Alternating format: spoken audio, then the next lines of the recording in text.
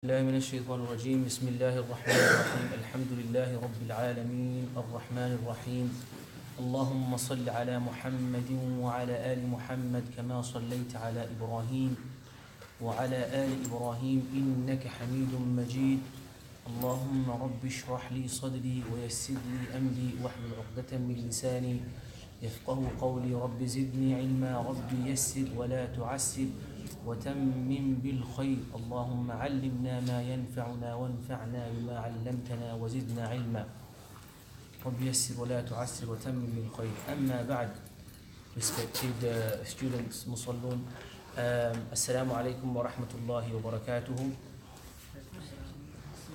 Is anyone here? I never heard a response. Assalamu alaikum. Alaikum assalam. Excellent. Okay, as long as everyone's awake and good to go, let's get started inshallah. For the brothers and sisters who are following regularly, you would have known that we have now reached the end of the ghusl chapter. So we've started the chapter of tahara, and we said that the concept is to cover the 5 pillars of Islam, and the 5 pillars start with the shahada. So we started speaking a little bit about the articles of faith, and we spoke about shahada. And then we move swiftly on to the next pillar, which is the salah. And salah entails purity. And so we started speaking about the types of water and how to purify oneself. So we spoke about wudu, and we spoke about ghusl, and we spoke about the fara'id, the things that are compulsory in wudu, and the things that are sunnah, and things that break wudu. And then we spoke about the fara'id of ghusl, the things that are incumbent and compulsory in ghusl, and we spoke about things that are disliked, and exactly the procedure of ghusl. We covered that up until fiqh lesson number 5. Walhamdulillahi Rabbil Alameen.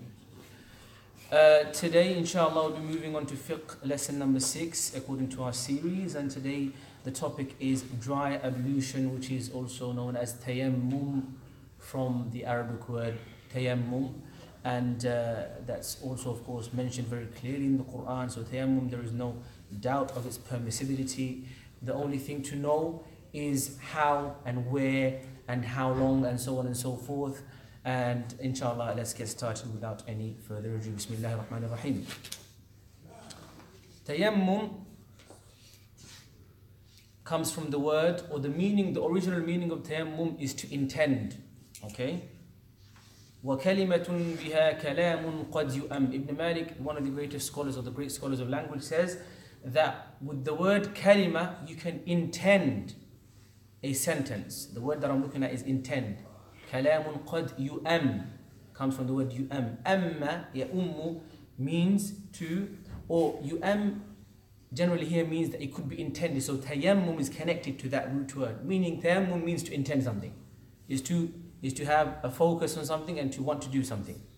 Tayammum is permissible when there is a valid excuse, such as the following. So tayammum is permissible when there is a valid excuse. Number 1, or the first condition, is being roughly 1 Hashemite legal mil shar'i. Okay, so 1 mile, which is about 1.16 miles in our today's calculation, 1.16 miles or 1.86 kilometers away from water. So when you're away this distance away from water, it is okay for you to do tayammum. On the footnote number 94, it says, whether on a journey or within a city, even one's city of residence. So this tayammum and being away from water, it can be within the city of your residence as long as the water is more than 1.16 miles away from you. Does that make sense? So it has to be a reasonable amount of distance away from you for you to be allowed to do tayammum instead of doing wudu. This is talking about any type of water that you can purify with. Okay? Now if you have some water and you need it to survive, then that's also considered to be not having water, because this is not enough to suffice for your own, to nourish your own body, so therefore you can't use it for wudu.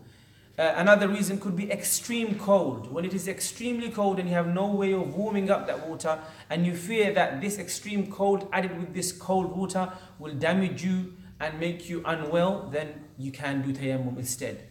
Sickness. If you are sick and you fear that if you use water for your body, because you've been advised by a doctor or someone else who has experience has told you that this sickness will increase if you use water, for that reason you are allowed to do tayammum instead of using water. wounds on most of the body.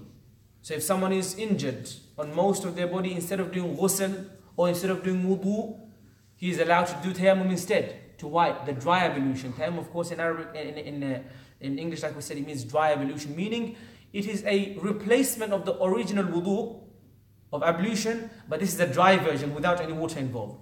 So if you have wounds on most of your body, most of it, then you are allowed to do tayammum instead. Why? Because if, for example, you fear that these wounds, if water touch them, or if water touches them, then these wounds will take longer to heal, or you will damage them, it will cause more pain. For that reason, you are allowed to do tayammum for ghusl and for wudu. But now, for example, what if most of your body is well and some of the body is wounded?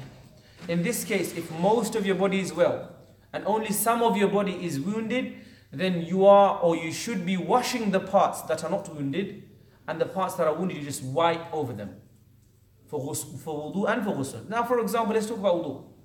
Okay, your face is fine, your arms are fine, your head is fine. So you washed your face, you washed your arms, you wiped over your head. Your feet, however, you're playing football and you injured it, or you walked and you stepped on something sharp and you've got a wound on it, you've got a bandage around it, or generally you've got a wound, it's not even bandaged, but if you put water on it, it will make it worse. It might be infectious and so on and so forth. In this case, you wash your face, your arms, wipe your head, and then wipe over your feet instead of washing them with water. Does that make sense? Inshallah. Same thing with bathing, ghusl. Now say, for example, your body, most of it's fine, only some of it's wounded. You want to ask the question right now or after I finish the sentence? Okay, after I finish the sentence. Okay, so if you're doing ghusl, most of your body is fine. So for example, only one leg, one complete leg is injured or wounded. You should wash the rest of the body, and this one leg that's wounded, wipe over it instead of washing it. Does that make sense? Wiping is generally what tayammum is all about. Wiping. What's the question? So when you say wipe, do you mean with the water or with the... Wiping with a wet hand. Wiping generally means, and it's also in the footnotes, wiping means you wet your hand and you let the water go and you just wipe with that wet hand. Khalas? So wounds on most of the body. If you have wounds on most of the body, then even your ghusl, you're allowed to do it just by doing tayammum. Now then, tayammum, what? Does that mean I have to wipe my whole body? No. Tayammum is the same regardless of whether it's for ghusl or whether it's for wudu. You wipe your face and your arms. And we're going to speak about that in a second, inshallah. Fear of thirst. Like I said before, if you have some water, but if you finish it, you will die out of thirst. So therefore you need to keep it for drinking, and hence you are allowed to do tayammum for that reason. Fear of an enemy or a wild beast around the water. You're out there in the wild, and if you think that if I go to get water now, there might be a lion, a tiger, so I can't go. Or an enemy is waiting to kill me next to there, or it's in the enemy territory, so I shouldn't go there. So therefore you're allowed to do tayammum instead for protecting your own self. Lack of apparatus, or to take, you have a bucket to take something out of the well. The water out of the well. So if you have water there, the water is deep inside the well, but you have nothing to take it out with, you're allowed to tayammum again. Fear of missing the funeral prayer. Here we need to pay a bit of attention. Say for example, funeral prayer has already started. Okay? Funeral prayer is very short. And same thing with Eid prayer. It's also very, very short. The thing in common between funeral prayer and Eid prayer is that there is no replacement for these two salahs. If you miss a funeral prayer, can you do qada? There is no qada for funeral prayer. If you miss Eid prayer, is there any qada? There isn't any qada. As for Jumu'ah, there is a qada, which is dhuhr, you can pray dhuhr. As for your normal dhuhr, there is qada, you can pray dhuhr. Now, if you fear that by starting to do wudu, you will miss the entire funeral prayer or the Eid prayer, you are allowed to do tayammum. Are you following what I'm saying to you, yeah? So generally, if you fear that you might miss the salah of dhuhr or asr or maghrib, then you still have to do wudu. You can just do the fara'id of wudu, but you still have to do wudu. But now you think that the water is not so accessible, but funeral prayer is about to finish, or the Eid prayer is about to finish, you are allowed to do tayammum in that case, to speed things up, to make it easy so that you get to catch this salah which there is no replacement for. Okay? Yeah. Inshallah, that's clear. There is a sentence here which I would prefer not to speak about, but we will have to because it's in the book. Even if building upon one's prayer if one's wudu is nullified during the prayer, there is a mas'ala, there is a question, or there is a issue within the Hanafi legal system which says to you that if you are praying and your wudu breaks in the middle of your prayer without intention, so you let out wind accidentally, there is an opinion, the opinion says that if you go and do wudu without talking to anyone or doing anything outside of salah except for that wudu, you are allowed to renew your wudu and come back and carry on from where you left off.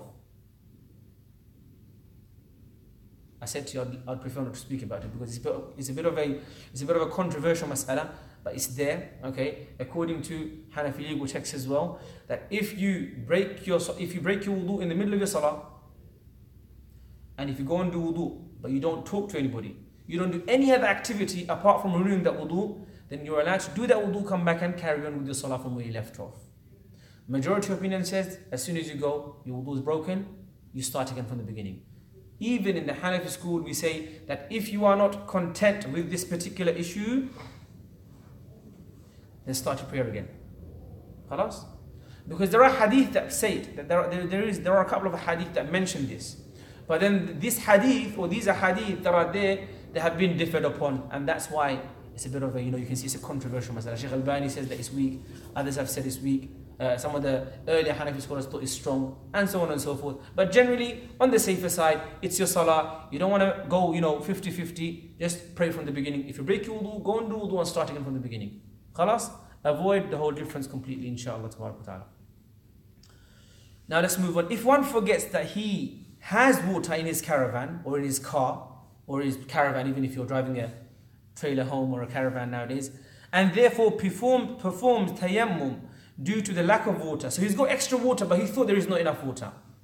He does not have to make up those prayers. So this is leniency from the Sharia. Upon remembering the water is in the caravan. You had water there, but you are not aware of it, because the salah is correct or not based on what you are aware of at that time. To the best of your knowledge, this is only the water you have, and you thought that this is enough to drink and I can't do wudu with it. I must do tayammum. You done tayammum and you did your salah. You found water in your caravan later. It doesn't mean you have to do wudu and start all over again. What it means now is that if you want to do a new salah, any future salahs, you got extra water, you need to make sure you refresh your wudu now. You do wudu. There's a very famous saying that إِذَا حَضَرَ الْمَاءُ بَطُلَ التَّيَمُّمُ, that when the water comes, then tayammum is finished. Because we said that you have to be away from water for you to be able to do tayammum, or you have to be away from the ability to use the water for you to be able to do tayammum. And Allah knows best. Tayammum may be performed with any pure substance of the earth, such as dirt. So dirt as in, mud or soil, sand, antimony, which is kuhl, shurma we say as well. Limestone, stones or dust, even the dust on clothes. Okay, you can use these things for tayammum. Khalas? Hence, when a Muslim intends to remove the state of ritual impurity, strikes the earth once and wipes his face completely with dirt or whatever substance he is using, striking it a second time and wiping his arms up to and including the elbows completely with dirt, he becomes pure, even if he is in a state of major ritual impurity. Let's talk. When I strike my hand, my intention isn't to get the dirt and wipe it on my face. That's not my intention. Okay, tayammum is there. You strike your hand, you wipe the remaining dust off even. Okay, whatever comes off, comes off. But you can't wash it off, because if you have water to wash it off, you should be doing wudu in the first place, right? So you strike the substance. You can shake it off if there's a bit of extra sand. And you wipe your face once. And you strike it again. Bit of a shake. And your two arms completely with up to and including the elbows. And that is your tayammum done. There is no head, there is no feet, there is nothing. Just the face and the arms. And the whole concept is that this is a special favor from Allah subhanahu wa ta'ala. Allah is being kind to you, and therefore we accept that kindness and we allow it in a case of necessity. And we know the story when it was allowed, that the caravan or the Sahaba and the Prophet sallallahu alaihi wasallam, they were traveling and they were delayed. The whole caravan, the whole army was delayed because of From what I remember, Aisha radiallahu anha, she lost a necklace of hers and they were looking for it. And because they were so delayed, they couldn't catch the salah in time in the place that they were supposed to arrive at. So for example, in today's example, you plan to get to Birmingham, but you couldn't get to Birmingham because you got delayed. But they would plan to get somewhere where when they got there, they would have had water, they could have done wudu. So now when they were delayed, the whole army was delayed. And in that there is so much wisdom. You know, how caring the Prophet ﷺ was towards Aisha. That because of her necklace that she lost, he made the whole caravan wait for her. You know, that's quite something so nice. And you can take so much out of that for lesson. But what we're trying to look at is the fiqh side of it. And so they were delayed. And as a favor, Allah subhanahu wa ta'ala says in the Quran, and He allowed the tayammum. What's the ayah? Does anyone remember what's the ayah? فَتَيَمَّمُوا صَعِيدًا طَيِّبًا فَامْسَحُوا بِوُجُوهِكُمْ وَأَيْدِيَكُمْ إِلَى الْمَرَافِقِ. Okay? I think that is the ayah, inshallah. This is the ayah in which Allah subhanahu wa ta'ala says that if you have no water, then do tayammum صَعِيدًا طَيِّبًا. Good. Sa'id as in like land or soil, whatever. فَامْسَحُوا بِوُجُوهِكُمْ وَأَيْدِيَكُمْ. Wipe your face and your arms. خلاص? So this is the background to it, and this is how you do the tayammum. Anyone got any questions on how to do tayammum? Strike once your face, strike twice your arms. That's it. There's no other complications to it. Okay, where are we now?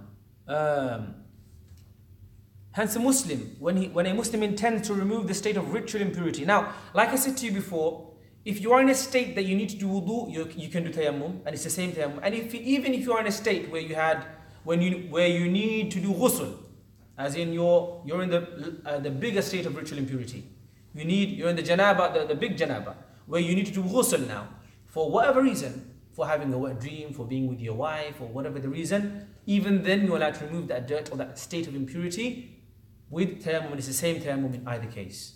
So because it's a favor from Allah subhanahu wa ta'ala, and that's what's allowed, and that's how we've been taught by the Prophet sallallahu alaihi wasallam and the Sahabas that came after them, inshallah.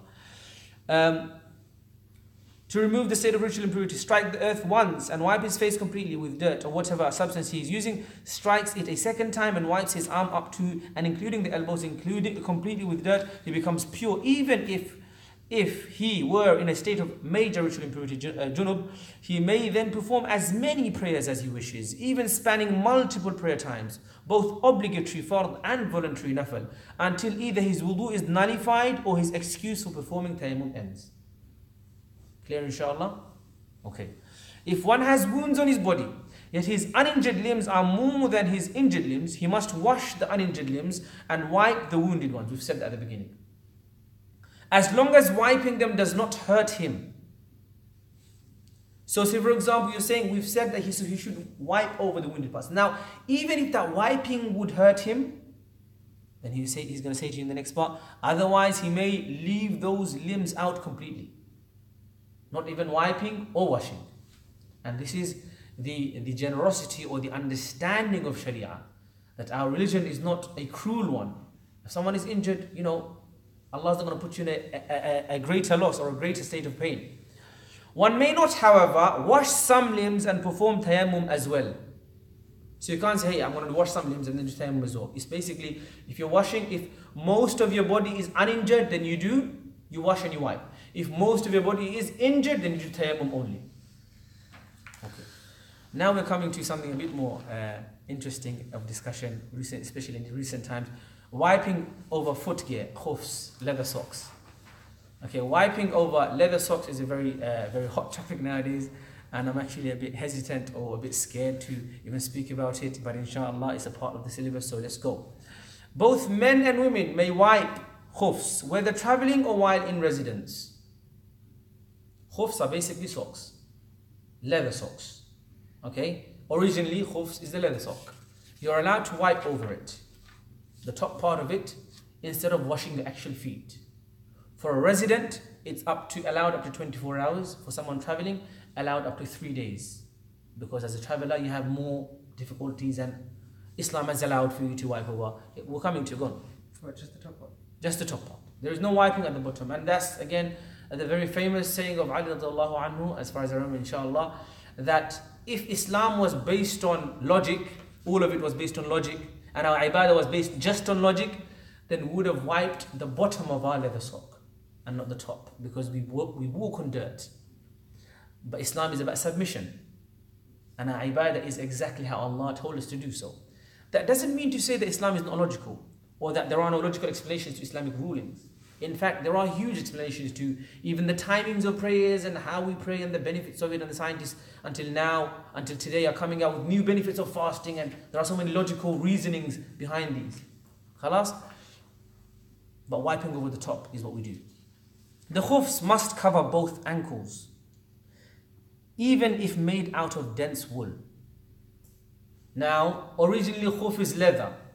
In replacement of that, even the old scholars have allowed that it should be, if it is, instead of having a leather sock, leather khuf, if it's a very thick wool sock, there is no ikhtilaf. Inshallah, this is completely fine. If you have a thick sock, then you can wipe over it. The difference nowadays, the whole topic comes with thin socks. But let's read on. The khufs must cover both ankles, even if made out of dense wool. In order to be able to wipe khufs, one must have completed wudu before its nullification. Okay? So before you put the khufs on, you need to be in the state of wudu. But then you don't have what you can. It's going to explain, inshallah. However, it is not a condition to complete wudu before wearing the khufs. That is, if one were to wash his 2 feet, wear the khufs, and then complete his wudu, it would be valid to wipe the khufs afterwards. Okay? If one is a resident, i.e. not on a journey, he may wipe khufs for 1 complete day and night, 24 hours. A traveler, however, may wipe them for 3 complete days and nights, 72 hours. This time period during which one may wipe khufs begins from the time wudu is nullified after having worn them in a state of ritual purity. So it doesn't start from the exact hour when you done wudu. It starts from the first time you broke your wudu while wearing them. That's when your 24 hours, 70 hours start.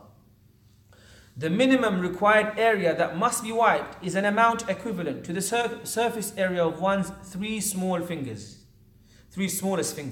This much of the top of each one of the pair must be wiped. Okay? Each khuf must be free from holes. Okay? Each khuf must be free from holes that, if combined, are equivalent to the surface area of the person's 3 smallest toes. Basically, your khufs have to be free from holes. If it's really small holes, it's okay. It's forgiven. But if the small holes add up to make 3 toes amount of gap between the 2 socks, then that khuf is not valid, or you can't wipe over them. Okay? Generally, if there's some small holes, it's okay. But if it's too many holes, then it's not allowed. It has to be a hole-less, a hole-free khuf.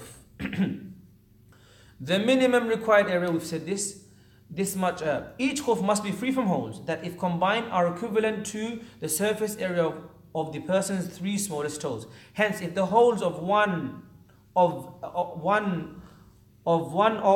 a pair are less than that area, it is valid to wipe it. Like I said now, if it's small hole, it's okay. Even if each one is such that the holes of both khufs are not combined, one estimate, basically in simple English, if you've got small holes, it's okay. But if you've got loads of small holes and they add up to like 3 toes, then it's not allowed. It's quite simple. The sunnah method of wiping the khufs is to begin at the toes with one's fingers spread apart and to wipe towards the shin. The following things invalidate the wiping over the khuf. Let's talk a bit more. So we said that originally the khuf is a wiping over the leather sock. Okay. Now, whether wiping over leather socks is allowed, the original allowing of it, that in itself is a differed upon mas'ala. Some fuqaha have said no, there is no wiping over leather socks at all. But the mass majority of the 4 madhahib and the legal jurists they've agreed, the majority of the scholars have said it's okay, it's allowed. You can wipe over khuf. Because the hadith is very, very famous. Let me explain to you why. Wiping or washing the feet is mentioned in the Quran, clear cut. So the evidence for washing the feet is qat'i. There is no doubt about it. The fact that it reached us in sound form, there is no doubt. And the fact that it means washing your feet, also there is no doubt. So therefore, when the washing of the feet is established through the Quran, and now you want to change that ruling or to adapt or to update that ruling, you need to have something of similar strength, another Quranic ayah, as far as the fuqaha are concerned. Or you need to have a very, very, very, very famous hadith. Does that make sense to you? Quran is strong.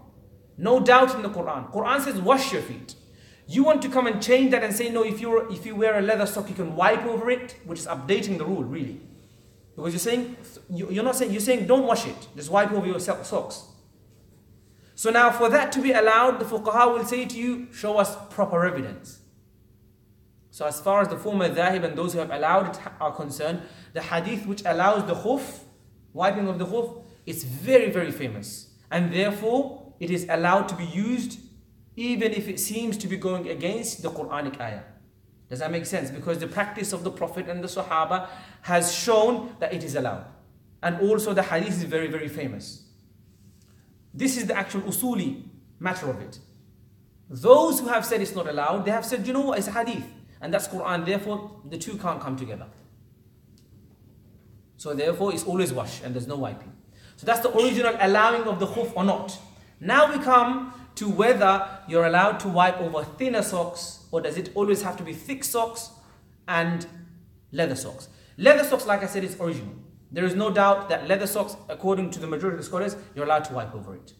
In the place of that, and it's also mentioned in some of the big works of Hanafi ruling, that Imam Abu Hanifa initially said that you're not allowed to wipe even over thick socks, according to his understanding, his ijtihad, unless it's got a leather covering on it. But then later on, he changed their opinion and he said, you know what, even if it's thick socks, it's okay for you to wipe over. So now we've agreed that leather socks, or if there are thick socks, what do I mean by thick socks? There are some conditions on the footnotes, and they're very, very good conditions, or very good explanation. Let's just quickly read them. Even if the khufs are not made out of leather, it is still valid to wipe them if they fulfill the following conditions. Page number 53. They are made from thick material such as wool or broadcloth. And the second condition is, due to the thickness, they remain on the foot without having to be tied. Remember this one. Thin socks, they don't stand by themselves. They're elasticated to touch to your skin. We'll talk about it, inshallah. They are not see-through. They completely cover the foot up to and including the ankles. One can walk a distance of at least 3.48 miles in them without tearing. Water does not seep through them. Water, when you wipe over it, it doesn't just go inside. It doesn't go into your feet. So this is the definition of a thick sock. If you don't have leather socks and you're wearing thick socks and they meet these conditions, then you're allowed to wipe over them. That's as far as the texts are concerned. That's as far as the traditional ulama are concerned. Now we come to the modern day mas'ala of wiping over thin socks. First of all, let's agree that we live in UK. The problems of UK are not the same as the problems of the Middle East. Okay? And fuqaha and fiqh, Islamic legal system, always adapts depending on which people, which country, which time it's dealing with. And that's why the doors of ijtihad, the doors of revising fiqh rulings have always been left open for the ease of people. So that Islam is a religion that can continue until the day of Qiyamah. That's something to bear in mind while we say that. Living in UK, washing your feet all the time, especially in places of work, especially in a service station, especially if you are in seminars where majority of the people are non-Muslim, and washing your feet would probably cause a severe inconvenience, where washing your feet on a sink can be considered to be rude a lot of the times. Like you wash your face and your hands and you wash your feet on that same sink, it's against manners in many places. These are factors to be borne in mind. But then we're talking about thin socks, wiping over thin socks. Sheikh Akram Nadawi, in the Hanbali madhab as well, there are some aqwal. Ibn Taymiyyah, rahimahullah, these ulama of the past, and of course ulama of modern day as well, a lot of them are allowing for you to, even some of our own mashayikh in Azhar, are okay with you wiping over thin socks. Taysiran ala nas, to make people's lives easy.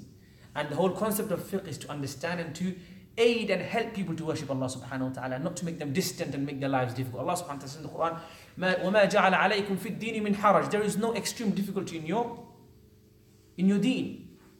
يُرِيدُ اللَّهُ بِكُمُ الْيُسْرَ. Allah wants ease for you. وَلَا يُرِيدُ بِكُمُ الْعُسْرِ. He doesn't want difficulty for you.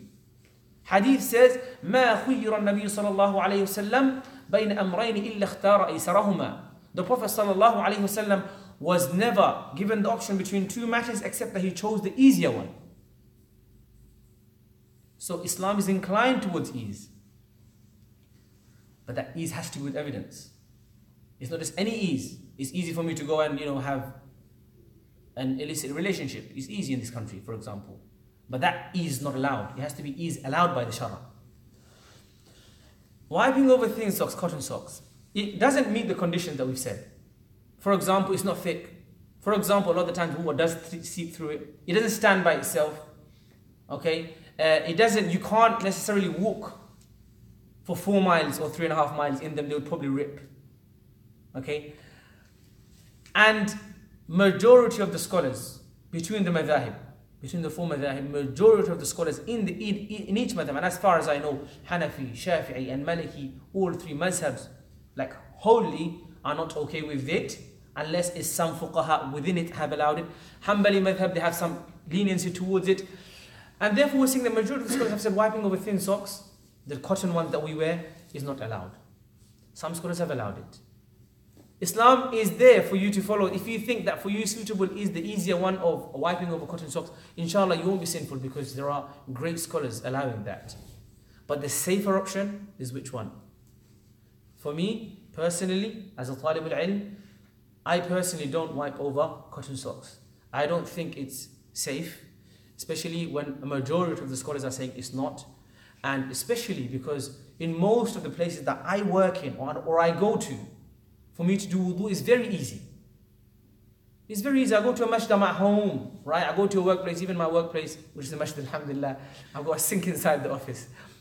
And for other brothers as well, for you to do wudu or to wipe over leather socks, it shouldn't be a big problem. I mean, say for argument's sake, you're saying to me that you can't wash your feet. Okay, I understand, I respect that. You can't wash your feet at workplace, so why don't you just get some leather socks? Why don't you get some leather socks? Or why don't you get some thick socks? What's the problem? That's just something to say. Like, what's the problem? Why? Okay, say it's summer, it's too hot. You want to wear thin socks. Well, thin socks, then in summer, if you wash your feet, probably serve you better anyway in summer, because you'll be sweating in your feet, really refreshing. But again, we're not just talking emotionally, we're talking like, legally, right? So, for me, personally, I would not wipe over thin socks, unless it was an extreme case of emergency. I'll give you an example. Recently, and this is very personal, so I shouldn't be sharing it, but this is once I done it, and I'm not saying I'm evidence, but I done it once. I've never done it. I think that was the only once I done it, and I had a good reason to do it. And the good reason was I was in Mayfair in a hotel for an MCB event, and I was wearing all of the Azhari outfit, and only had few minutes for Maghrib to finish. I think our Amir Sahib was also there in the event. So we only had few minutes for Maghrib to finish. And I had socks on. And I wasn't aware of the situation, so I didn't wear proper socks from before. But I had wudu, obviously, when I put them on. So in that occasion, I realized that if I want to wash my feet right now, in this hotel in Mayfair, and catch Maghrib, okay, and wear my socks again, I will definitely miss the Salah. Okay? And I thought to myself that, you know what, inshallah, in this situation of extreme necessity, where I will miss my Salah otherwise, especially when I'm in UK, I'm amongst non-Muslims, and the whole concept behind the program was to invite people towards Islam. And there were non-Muslims around me as well. Like, it's quite a fancy hotel. I don't want them to think like, what's going on, why is this guy washing it? But that wasn't the reason. The main reason I was going to miss my Salah. And it would have been quite difficult for me to, so I just wiped. And I thought to myself, I'm not going to do that again, inshallah, I'll be more cautious next time. But generally, akhi, I'll tell you that if you want to follow the opinion of the scholars that are saying it's okay for you to wipe over thin socks, you can do so. I can't stop you. I'm no one to stop you. But I personally don't think it's safe to do so. Because it's your Salah end of the day, and Salah is your biggest ibadah after your Shahada. Be as safe as possible, right? According to the majority of the scholars that are saying for you to not, because the difference is really, the effect of the difference is massive. One group of scholars are saying that if your salah is not valid completely. Everyone that prays behind you, their salah is not valid as well. The one that are saying it's not allowed. Does that make sense to you? And the one that are saying that it's allowed. Go on. I thought this question might come up. Go on. What if they didn't know that he wiped over it? So say, for example, you wiped over it. The whole concept of Imam Salah being attached to the Musalli's Salah, there's a whole ikhtilaf in that. In the Hanafi school of thought, we say that if the Imam hasn't got wudu, then no one's Salah is valid. Okay, even whether you know it or not. It doesn't matter. Okay, so that's why Imam has to be cautious, and if he breaks his wudu, then he's supposed to send someone else to lead in his place, and he goes and does wudu. In other madhahib, in Shafi'i school of law, even if the Imam doesn't have wudu and he forgot, then the Musallun, their Salah is still valid. And there's a message. I don't want to go into that, but that's the ikhtilaf, there's the difference of opinion there. But generally, the difference is great. If you're telling me wiping or washing or wiping over thin socks or thick socks has that kind of a serious effect, I would be on the safer side and just wash it or wipe over the correct kind of socks. But again, if you think you're in a state of major problem, and even if you're a very strict Hanafi, even in our madhab, even if you're a strict Hanafi and there is an extreme necessity, then you're allowed to take the opinion of a different madhab for extreme necessity, okay? So it's okay, you can still be a Hanafi if you want to be, and still wipe in an extreme necessity case. And I don't want to go into do you have to be a Hanafi or not. That's not what I'm saying. I'm talking about myself here. I'm just expressing I'm reading the book and I'm explaining it to you according to my understanding. Okay, so don't swear at me. What's the time? I think, are there any questions? Then we'll call it, and then we'll come to wiping, cast, and then the menstruation, haid, postnatal bleeding, inshallah, next lesson, any questions? These are two big topics, and I'm sure there are questions that may come up later. You can ask me next week as well, inshallah, ta'ala. But I think this is a rough summary of the issue. Okay? Be safe, then sorry. We're safe, then sorry in financial matters. This is salah, it's quite serious. Khalas? Any questions? No? Okay. So it's not rewardful to wear like leather socks. Like some people say that you get reward from wearing leather socks. So that's why they wear it. Okay, so if your intention behind wearing those leather socks is that this is a sunnah of the Prophet, as in he done it once, okay, and to revive that sunnah or to practice that sunnah for a few times in my life, I will wipe over it, then yes, it is rewarding, inshallah. But it is not a sunnah that you have to continuously do. It's not a part of your daily life. It's not, do you get what I'm trying to say? It's more of a, is concession the right word, as in a discount, like a Sharia being lenient towards you. Any other questions? Yeah, you know the calculation of walking distance, how is that derived? Like, how did they calculate? It's basically, there's Arabic words, I think for one of them is farsakh, and the other one is, that's what they said, Hashemite mile, mil shar'i, it's called mil shar'i. And there are, in the hadith, there are words, you know, the way we measure things, they change from time to time, and from culture to culture they change. For example, in America they use pounds, here we use kgs, but for some reason when the baby is born it's pounds again. But generally the measurements are mentioned in Arabic words, and then the scholars, they said that in modern day calculation it would be this much. So there is hadiths and everything behind it. Any other questions? سبحانك اللهم أشهد أن لا إله إلا أنت أستغفرك وأتوب إليك. السلام عليكم ورحمة الله وبركاته.